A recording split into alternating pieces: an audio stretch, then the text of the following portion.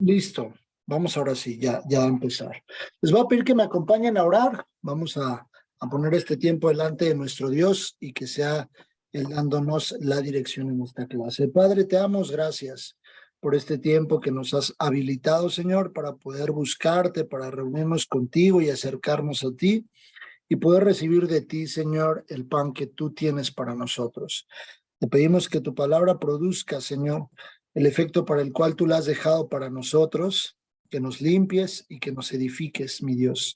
Ayúdanos a aprender y entender, Señor, el modelo de liderazgo que hay en tu corazón para nosotros y que tú esperas verlo en cada uno de nosotros. Ponemos este tiempo en tus manos, pidiéndote, Señor, que tú quites toda preocupación, cualquier cosa que nos distraiga y que podamos meternos de lleno, Señor, contigo. Muéstranos y enséñanos tu palabra. Queremos ir aún más allá contigo. Te damos gracias y ponemos este tiempo en tus manos en el nombre de Jesús.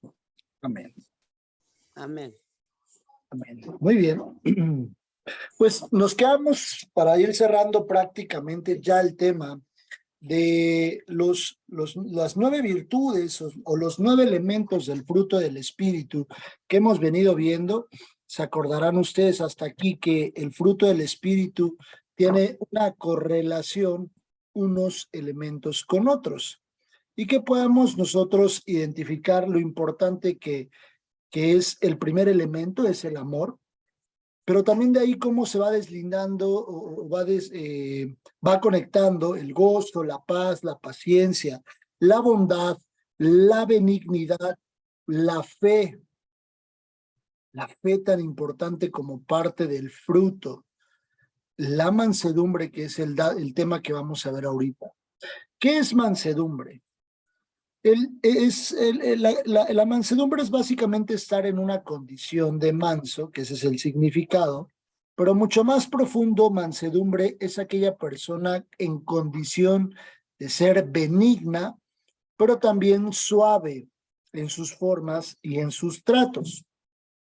Una persona cuidadosa, que para hablar es prudente, es cuidadosa, pero que también para responder, para dar algún comentario, emitir alguna acción, es cuidadosa y es suave al momento de realizarlo.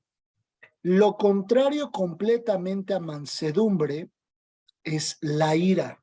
Una persona con ira es una persona completamente contraria a una persona que tiene impresa la mansedumbre. Quiero que vayamos allá a Santiago.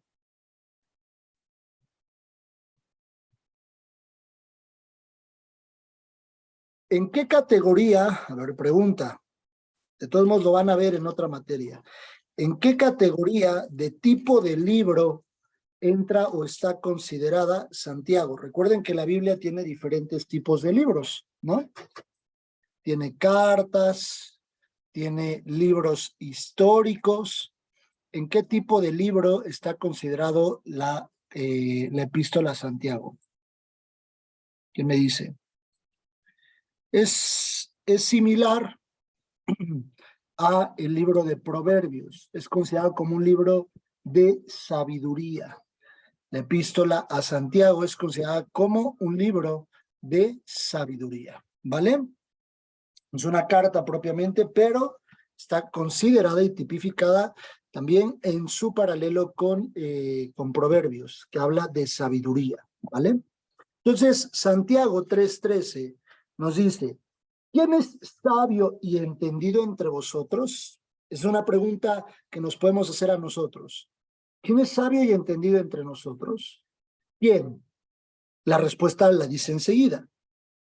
Muestre por la buena conducta sus obras en sabia mansedumbre. Una persona que muestra sus obras, conducta, su forma de vida en sabia mansedumbre, con suavidad, con templeza, con cuidado, es una persona considerada sabia.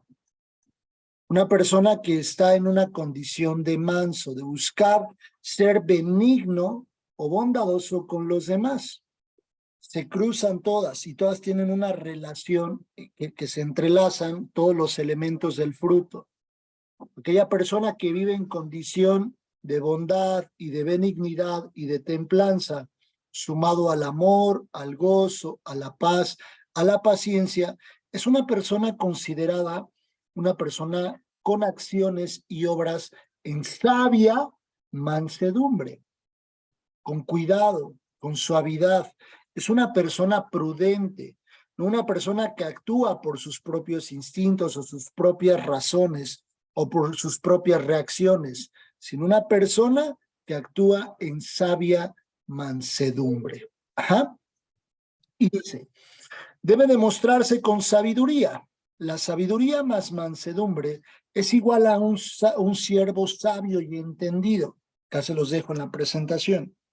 Una persona con conocimiento, una persona con mucho cuidado al tomar una decisión, no una persona arrebatada, una persona que es emocionalista, sino una persona que tiene sumo cuidado al tomar una decisión en el momento, tal vez en el momento donde el tornado está a punto de acercarse y se tiene que tomar una decisión pronta.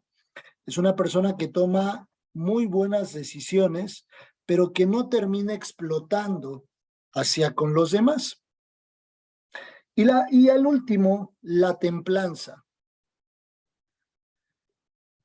Como yo les explicaba en anteriores clases, la forma de desglosar estos puntos o estos elementos, yo los invito a que tomen mucho parte de esto en sus devocionales, porque es una forma de estudiar o de tener un devocional bien estructurado, donde tomamos un versículo, una palabra y profundizamos en ese versículo o en esa palabra, utilizando este tipo de métodos, el método de estudio por palabras o método de estudio por capítulos. Más adelante verán una materia que se llama métodos de estudio bíblico y podrán complementarlo, pero desde ahora pueden ustedes hacer devocionales, los devocionales que tienen en oración, echar mano de este tipo de alternativas o este tipo de métodos. La templanza. Básicamente, templanza es dominio propio. Templanza es el único elemento que dentro del fruto del espíritu, solo como tal o propiamente como concepto descrito textualmente como templanza, es el único versículo en la Biblia que dice templanza, o es la única vez que se encuentra esta palabra en la Biblia. No hay otros versículos alternos donde puedan encontrar templanza en la Biblia, solamente es este versículo. Pero ¿dónde sí lo podemos encontrar? En segunda carta de Pedro, capítulo 1. Vamos a segunda carta de Pedro.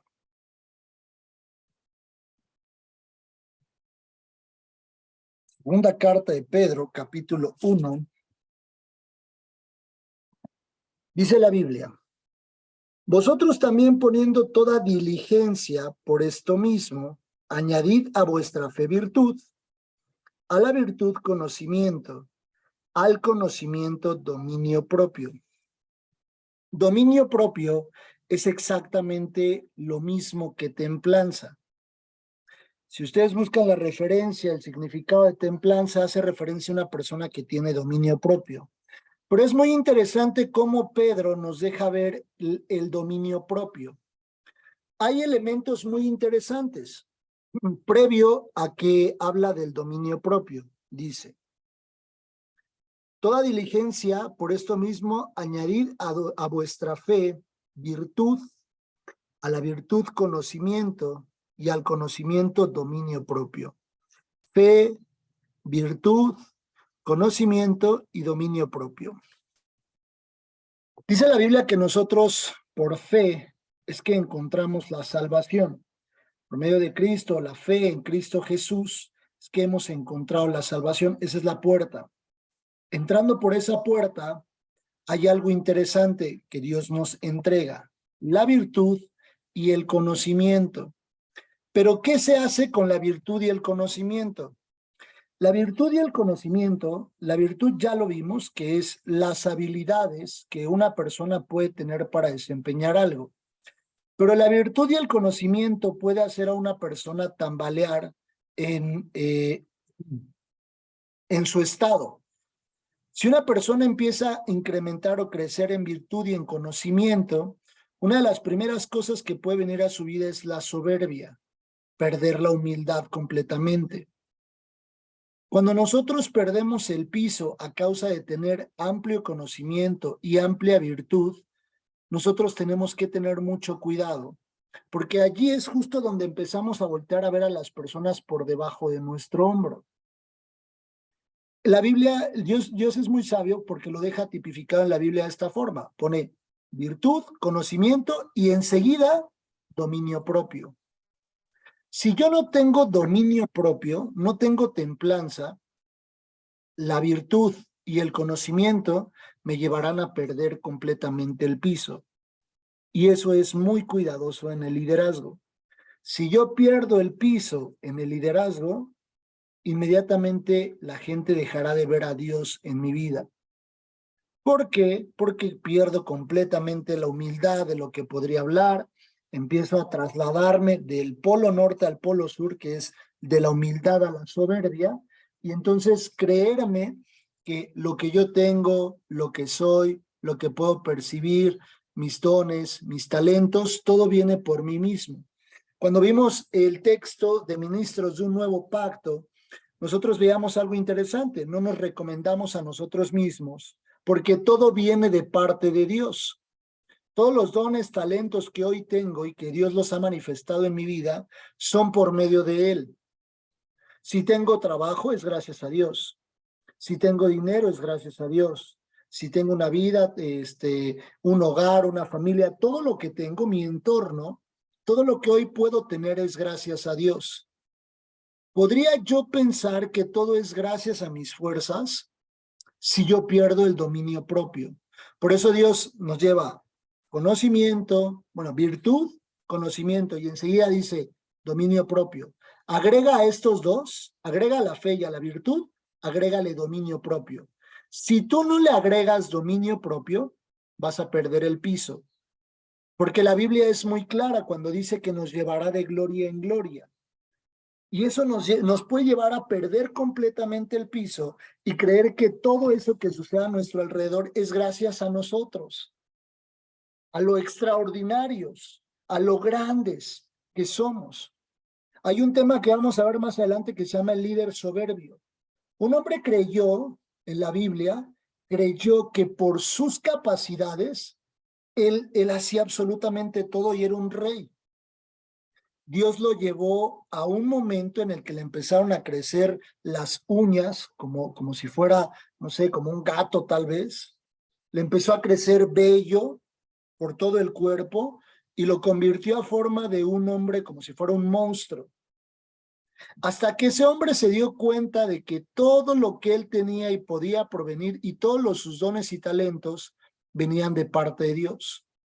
Por eso la Biblia nos deja la vista muy clara.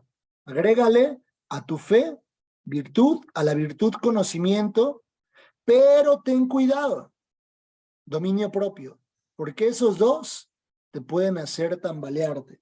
Y sigue diciendo, a la fe virtud, a la virtud conocimiento, al conocimiento dominio propio, y ahora sí, al dominio propio paciencia, a la paciencia piedad, a la piedad afecto fraternal y al afecto fraternal amor.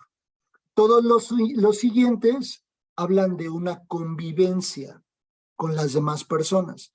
Afecto, paciencia. Si se dan cuenta, a partir de dominio propio, todos los siguientes conceptos tienen una referencia con una relación con los demás.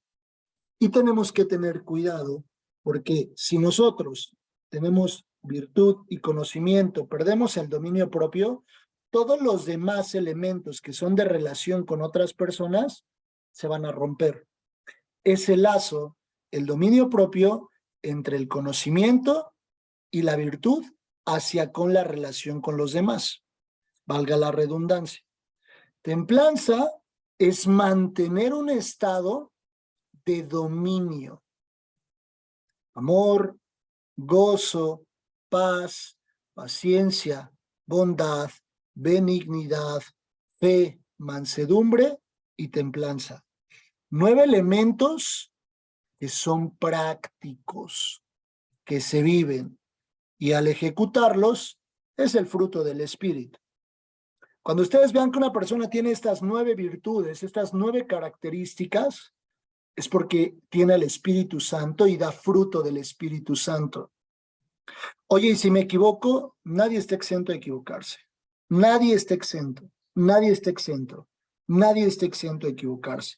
Por eso tenemos a Dios, por eso vivimos en este periodo en el que si hay, ojo, debe de haber un arrepentimiento genuino de no volver a cometer ese error.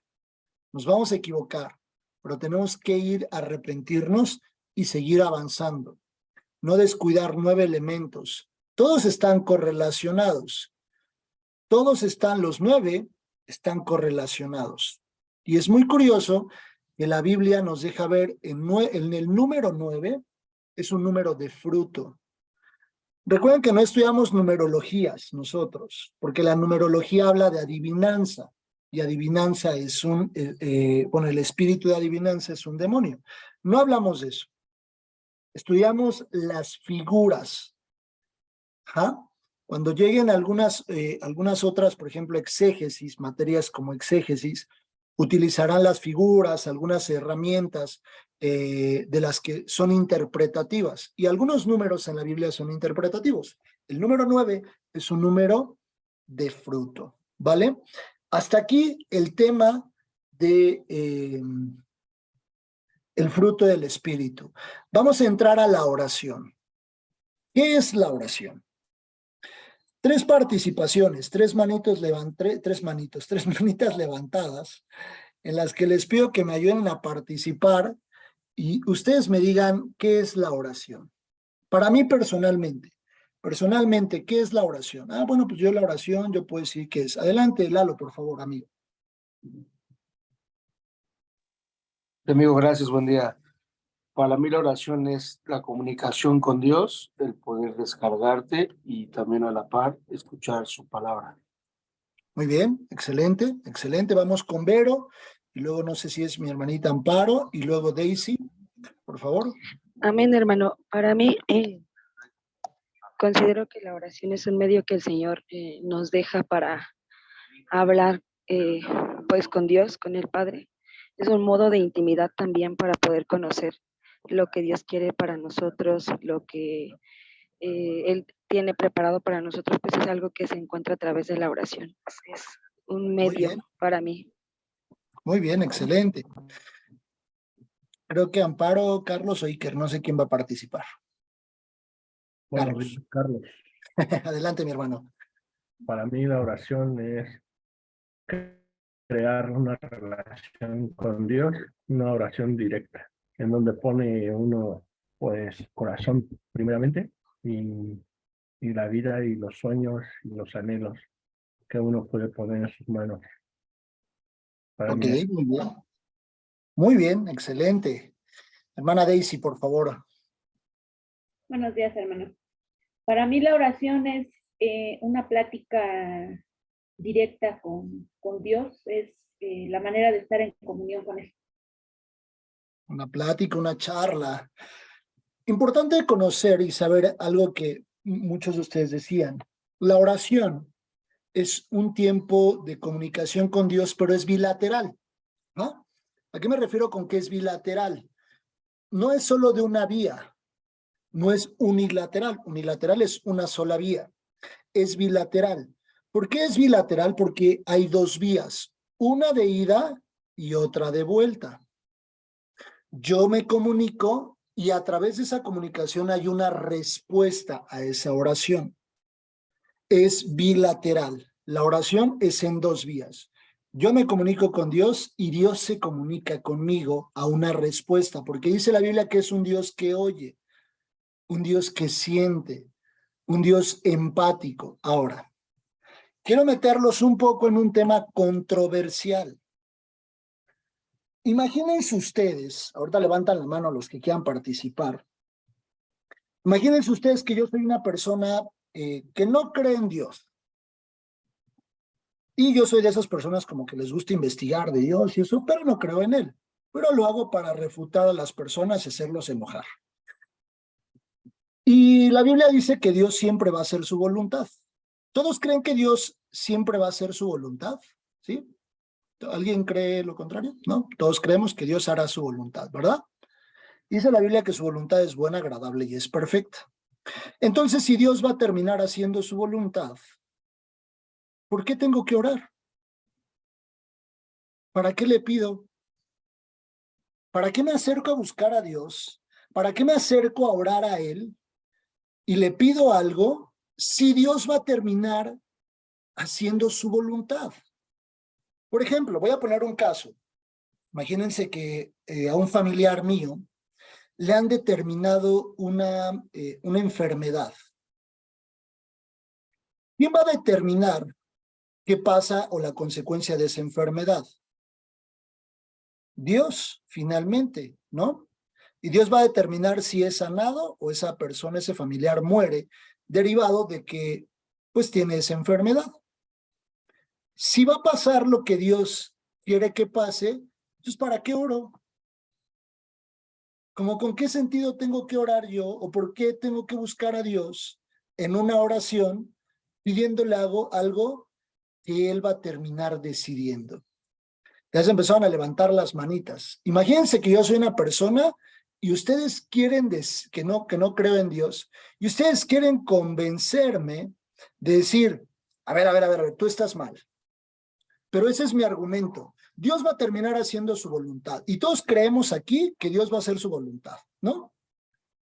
¿Para qué le pido si Él va a terminar haciendo su voluntad? Vamos primero con Vero, después creo que es Angie o Moy, y después no sé si es mi hermana Amparo, Carlos o Iker. Así que vamos con Verito primero. Adelante. Primer argumento. Bueno, lo primero sí, sabemos que Dios al final es el que tiene la última palabra, pero pues es como, te quiero poner el ejemplo como cuando un niño tiene la necesidad de algo, no lo adivinamos, sino él nos pide, ¿no? Mami, quiero esto, o papi, me compras el otro. Quizás nosotros podemos entender la necesidad del niño, pero algo que tiene que pasar es que se tiene que pedir, que se tiene que declarar. Dios conoce todas nuestras necesidades, Dios conoce qué es lo que va a pasar mañana, qué es lo que nos espera después en medio de una enfermedad. Sin embargo, la palabra de Dios nos enseña que tenemos que pedir, y todo lo que le pidiéramos a Dios en el nombre del Señor Jesús va a ser hecho. Nos habla de que Dios lo sabe todo, pero yo tengo que declarar qué es lo que necesito, confesarle a Dios qué es lo que tengo. En el caso de una enfermedad, pues tengo mi propio testimonio, ¿no? Y mi hijo nació con una malformación pulmonar. A los 23 días de nacido le entra en una complicación, entra a un paro, y a los 25 días él entra a su primer cirugía para retirarle medio pulmón. En ese momento, pues mi pensamiento no fue ni reclamarle a Dios ni de ninguna manera, sino fue decir, tú es tu voluntad, que se haga tu voluntad.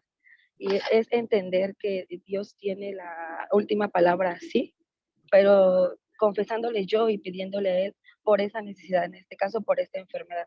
No me quedé cruzada de brazos esperando que Dios hiciera lo que ya sé que Él iba a hacer, sino tuve que refugiarme en la oración en el Señor para poder entender esa voluntad. Porque si te quedas esperando, pues vas a ser impaciente. Pero si esperas en medio de la oración, ahí está la diferencia, ¿no? Tienes la cordura para entender qué es lo que Dios va a ir obrando. Mi hijo al final sale con un dictamen de que iba a ser dependiente de oxígeno por 7 años, iba a comer por una sonda, iba a ser dependiente de la traqueostomía por 8 años. Sin embargo, hermano, bueno, sintetizando para ser breve, a grosso modo el testimonio, mi hijo al año 8 meses es decanulado, a los 4 meses dejó el oxígeno y pudimos regresar al hospital a dar testimonio de que Dios es fiel a sus promesas. Dios cumple y reconoce, yo creo que la paciencia del hermano. Muy bien, gracias. Y gracias pues, por compartir, es como en Vero. general, ¿no? Pedir. Gracias por compartir, Vero. Muy bien, excelentes puntos. Sin embargo, tenemos que, algo en lo que yo quiero que ustedes se enfoquen mucho es, nosotros como cristianos, lo tenemos muy claro, podemos decir, no, pues es que yo oro a Dios para pasar este proceso y este tiempo, pero quiero que vayan mucho más a detalle al resultado. Finalmente, el camino de la oración es, o sea, la oración es un camino, pero el resultado Dios lo va a determinar. Ese es justo a donde yo me estoy enfocando ahorita. ¿Para qué es necesario que yo ore si el resultado ya está decidido, determinado por parte de Dios? Porque al final Él va a hacer su voluntad. Vamos con Moisés, creo que es, luego Amparo, y luego vamos con Lalo también, que se suma. Sí, hermano, ¿me escuchan? Sí, por favor, adelante. Gracias. Es correcto lo que dices, pero en términos reales y prácticos no es definitivo. Si bien es cierto, Dios es soberano y su voluntad está determinada, esta voluntad también puede cambiar. Prueba de ello lo tenemos en el libro de Isaías 38:5, cuando Dios le concede 15 años más de vida a Ezequías cuando ya estaba determinada, 15 años más de vida cuando ya estaba determinada su muerte. Entonces, nuestra oración eventualmente, de acuerdo a nuestra vida, a nuestro testimonio, a nuestra fidelidad, sí puede cambiar la voluntad de Dios aunque ésta esté determinada. Eso como punto número 1, hablando de que la voluntad de Dios no es definitiva, principalmente porque Dios es amor y Dios es misericordia. Punto número 2, tomando en cuenta de que una decisión de Dios está tomada, la oración no es propiamente para cambiar su decisión, sino para entender cuál es la voluntad de Dios y tener la sabiduría y el discernimiento para aceptarla. Porque también es cierto que muchas respuestas a nuestras oraciones, la respuesta va a ser no. Y no porque Dios no nos quiera o Dios no nos ame, sino porque esa respuesta de no es porque es una respuesta que no nos conviene, por eso no nos lo está dando, o no nos lo está dando en el tiempo que nosotros creemos necesitarlo. Entonces también la oración no solamente es para tratar de cambiar la voluntad de Dios si esto se pudiera, sino para aceptar la voluntad de Dios y tratar de entender por qué la respuesta y la voluntad de Dios para nuestra vida. Entonces, la voluntad de Dios está tomada, pero la oración no es propiamente porque que no tenga algún sentido, alguna razón de ser, porque ya esté tomada la decisión, sino porque te puede cambiar, y además de poder cambiar, tenemos que entenderla, tenemos que saber por qué Dios nos está dando esa respuesta, o por qué Dios no nos está dando esa respuesta.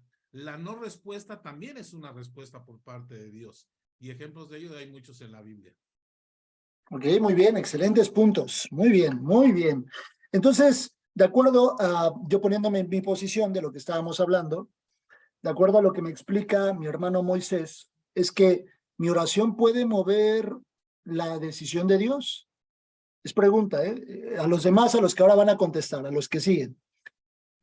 Y si Dios ya determinó y ya tomó una decisión, esa decisión la tengo que aceptar yo. Son los dos puntos que menciona mi hermano Moisés. Más adelante los vamos a retomar. Pero vamos con mi hermano Carlos, no sé si es Iker. Adelante, familia. Gracias. Dios respeta su soberanía y nosotros oramos para tener ese canal de comunicación con Él. Pero Él no va a cambiar una decisión por obras o por hechos, sino la va a cambiar conforme al corazón de cada uno de nosotros. Y de esa manera Él respeta su soberanía. Ok, excelente. También un poco ahí haciendo alusión a la parte, ya una toma de decisión de Dios. Vamos con Lalo y finalmente con Scarlett. Sí, yo creo que aquí también son dos puntos importantes, en mi humilde opinión, que sea la acción. Estamos primero a accionar en oración y la siguiente sería también la fe, en poder creer lo que Dios puede hacer o no puede hacer, y es justo lo que dice el hermano Moisés también, ¿no? Que sí se puede cambiar, que estando orando, sí podemos cambiar la opinión, la decisión de Dios para nuestro favor también. Muy bien, entonces, ¿una oración puede cambiar la decisión que ya tomó Dios? Vamos a ver, Scarlett, ¿qué opinas?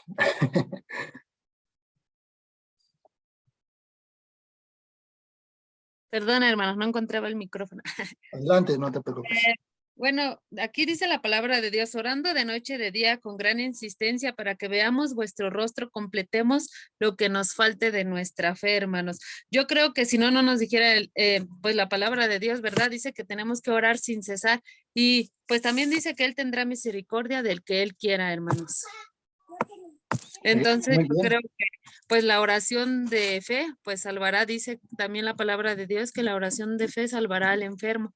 Entonces nos dice la palabra de Dios que tenemos que orar pues sin cesar, ¿no? Y pues el Señor, pues como nos decían nuestros hermanos, que pues Él conoce los corazones y Él tendrá compasión del que Él quiera y misericordia del que Él también quiera. Muy bien, excelente. Muchas gracias. Yo creo que es un tema. ¿Alguien más quisiera participar o para continuar? ¿No? Ok. Yo creo que es un tema bastante interesante porque una persona en una posición utilizando y hablando mucho de la apologética, no estamos en apologética, pero una persona, cuando ustedes están imprimiendo la apologética, puede tomar muchas palabras, como dicen por ahí, las palabras pueden ser usadas en contra, ¿no? Y nada va a mover nuestra fe, pero las personas pueden decir, oye, entonces Dios cambia de opinión, porque eso pueden decir, ¿no? Las personas, oye, entonces Dios cambia su opinión de algo que él ya había decidido. Sin embargo, Dios es movido a misericordia, como lo mencionaban hace un momento. Dios es movido a misericordia. Él ya tomó una decisión. Él ya tiene una decisión tomada, pero es movido a misericordia. El ejemplo del rey que mencionaba mi hermano Moisés, de que se le ha determinado un tiempo de muerte y él ora a Dios. Cuando Dios ya ha tomado una decisión, sucede algo muy interesante. Nosotros tenemos dos sopas. Decirle a Dios, ok, entonces, si así tú lo quisiste, bye, e irnos, o decirle a Dios, permíteme aceptar eso. Algo que decían por ahí es que la oración es para poder aceptar y entender la voluntad de Dios. La oración va en función de una petición a Dios. Por eso la Biblia dice que no sabemos orar. Dice, porque oras por tus deleites personales. Cuando yo oro por mis deleites personales, estoy quitando completamente la soberanía y la voluntad de Dios. Cuando yo oro por mis deleites, por lo que yo quiero que suceda. Si yo veo un familiar enfermo, ¿cuál creen que es mi anhelo hacia un familiar? Pues que se sane, ¿no? Pues yo creo que todos aquí podríamos decir, pues claro, encontrar un milagro y sanidad. Pero hay un propósito mucho, mucho más grande en eso que Dios ha determinado. Dios determina una enfermedad para una persona y hay un propósito mucho, mucho, mucho más grande que solo propiamente la enfermedad. Entonces, cuando yo voy y oro a Dios y le digo a Dios, permíteme aceptar tu voluntad, conocerla y oro en función de esa voluntad, esa es justo la oración del líder que Dios está esperando. No estoy diciendo que nosotros no podemos acercarnos a Dios a pedirle, pero cuando Dios ha determinado algo para una persona, surge el albedrío también. Cuando Dios dice a una persona, por ejemplo, el caso del rey, ¿qué podría haber hecho este rey? Decir, bueno, pues ya me voy a morir, bye, y me voy a vivir la vida loca. O hacer lo que hizo. Daban el ejemplo de un niño. Mi hermana Vero, que creo que se desconectó por algún tema, daba el ejemplo de un niño. Cuando nosotros podemos voltear a ver a Dios y Dios tiene una bandeja así y dice, pídeme conforme a la voluntad que yo tengo, porque mi voluntad es buena, es agradable y es perfecta. Entonces el resultado de mi oración que traerá la voluntad de Dios es lo mejor que puede pasarme. Entonces, si yo oré a Dios por sanidad de una persona que amo mucho y esa persona, Dios decidió en su amor y en su misericordia que esa persona entrara en el sueño de los justos, ¿eso es lo mejor? Si su voluntad es buena, es agradable y es perfecta, ¿cuál es el resultado? Por supuesto. Pero a los ojos, a mis propias percepciones, basado en mis oraciones, podría yo no estar alineado justamente en lo que Dios espera que yo esté buscando de Él. Otro de los motivos de la oración es que yo tengo que pasar ese proceso y la oración es para yo confirmar mi fe, para decirle yo creo en ti. Cuando una persona le han detectado una enfermedad, regreso a este tema porque es de los más comunes, esa persona tiene una decisión de decir, yo vengo a Dios y a buscarlo para recibir lo que hay. Imagínense que este es mi celular, que este es como una bandejita, una bandeja, una charolita, y Dios tiene algo aquí para mí, aquí adentro de esta charolita. Y cuando yo me acerco y vengo a Dios, me han detectado una enfermedad, yo me acerco y vengo a Dios y Dios me dice, toma, esta es mi voluntad en medio de esta situación. Esta es mi voluntad. Y tú tienes que aceptarla, porque es buena, es agradable y es perfecta. Yo tuve la oportunidad de buscar a Dios, pero tuve también la oportunidad de no haber buscado a Dios. Por eso es importante la oración. Porque Dios tiene algo en respuesta, como decía mi hermano Moisés, puede ser lo que yo anhelo, puede ser lo que incluso no estoy anhelando, incluso puede ser un tiempo en el que Dios guarda silencio. Pero alguna de esas respuestas voy a recibir una respuesta, de Dios voy a recibir una respuesta. Y yo tengo que ir a buscar esa respuesta. Pero pude haberme perdido de esa respuesta si yo voy y busco otra cosa. ¿Qué es lo que hace la gente? Cuando encuentra silencio de parte de Dios, terminan buscando otras cosas. Se terminan construyendo ellos mismos un Dios. Fíjense qué tan raros somos.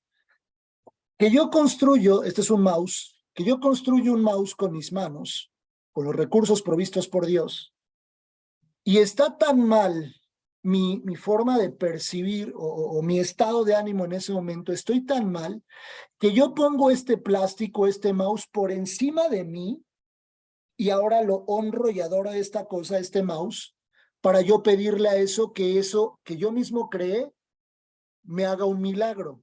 Es completamente incoherente.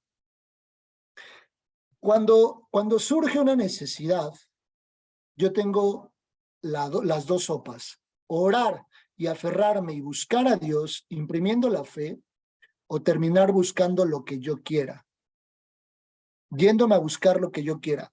Dios se va a quedar así con una respuesta, en una bandeja, en una repisita, si Dios va a tener una respuesta para mí, es una respuesta A, respuesta B o respuesta C, la que Dios haya determinado. Pero yo tengo la oportunidad de decirle a Dios, no me importa lo que haya en esa bandeja, no me interesa, yo voy a buscar otras cosas. Por eso en el liderazgo es muy importante la oración. Porque la gente va a ir a buscar lo que vean que nosotros buscamos. Si hay una necesidad económica y yo soy el primero en salir corriendo con la pantalla de 60 pulgadas y la llevo al empeño, eso es lo que van a hacer los que vienen atrás de mí. Cuando se enfrenten, lo dijimos en el gigante, cuando hablamos de David, cuando los que vienen, los que me presiden, cuando ellos vean que yo reacciono de esa forma, que al tener un problema con mi esposa o con mi esposo, lo primero que yo hago es ir y arrodillarme y decirle a Dios, por favor, tu voluntad es esta, dice tu palabra, que tú nos uniste en una sola carne, que hay un propósito de reino en nuestras vidas, que tú tienes algo preparado para nosotros, y yo me aferro a eso, a una promesa que tú ya dijiste, a tu voluntad hacia conmigo. Yo no creo que tú me hayas unido con mi esposa, porque ella es la mujer que tú me diste. Yo no creo que tú me hayas unido para destruirnos. Yo me aferro a tu promesa, me tomo de eso y busco esa voluntad en mi vida. O yo lo primero que hago es ir al closet, descolgar los ganchos, meter la ropa en una maleta y llevarme corriendo mis cosas y salir corriendo a casa. Eso mismo que yo haga ante una adversidad es exactamente lo que van a terminar haciendo los que me presiden, los que vienen atrás de mí, los que vienen, mi familia principalmente. Por eso la importancia de la oración en el liderazgo. Si ustedes hoy ven la Biblia, por ejemplo, vamos a retomar el mismo caso que decía mi hermano Moisés. Si algún familiar de este rey, de Ezequías, le decían, oye, tiene los días contados, y él vio lo que hizo, que se postró, que volteó su rostro a la pared y oró a Dios, ¿qué hubiera terminado haciendo su familiar?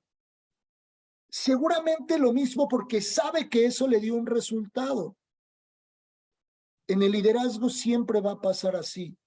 La forma en la que la familia vea cómo resolvemos nuestros problemas será exactamente la misma forma en la que ellos los resuelvan el día de mañana. Por eso muchas parejas, en el pasar de los años, se vienen y se preguntan, ¿por qué este se salió corriendo de su casa y aquí lo tengo a las 3 de la mañana porque se peleó con su esposa? Basta recordar un poco hacia atrás la forma que yo tenía de abordar ese mismo o esos mismos problemas ante una enfermedad, ante cualquier situación. Dios, en la oración, nosotros vamos a encontrar la respuesta de Dios. Tal vez lo que anhelamos, tal vez lo que no anhelamos, o tal vez un tiempo de silencio de parte de Dios. Pero va a haber una respuesta de parte de Él.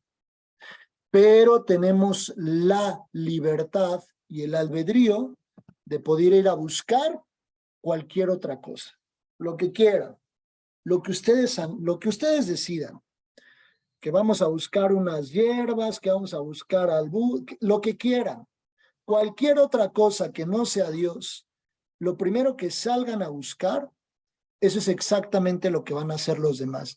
Por eso la oración la veremos en liderazgo. Líderes que oraron y buscaron a Dios. Pero hay algo muy importante en la oración, antes de tomar una decisión. La oración es bilateral. La oración es bilateral. No tomen decisiones sin antes haber consultado a Dios. Lo vamos a ver más adelante, lo vamos a ver en parte de los temas de la oración del líder, pero es importante que ustedes sepan que es bilateral. ¿A qué me refiero con que es bilateral? Con que hay una comunicación de mí hacia Dios y habrá una respuesta de Dios hacia mi persona. ¿Vale? ¿Alguna duda o algún comentario? Excelentes participaciones. La verdad es que terminaron por convencerme.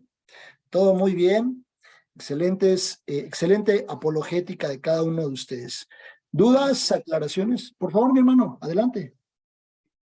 Digo, yo desde mi punto de vista, y sin tratar de entrar en polémica, la oración invariablemente debe de ir acompañada de una fe activa, no de una fe pasiva.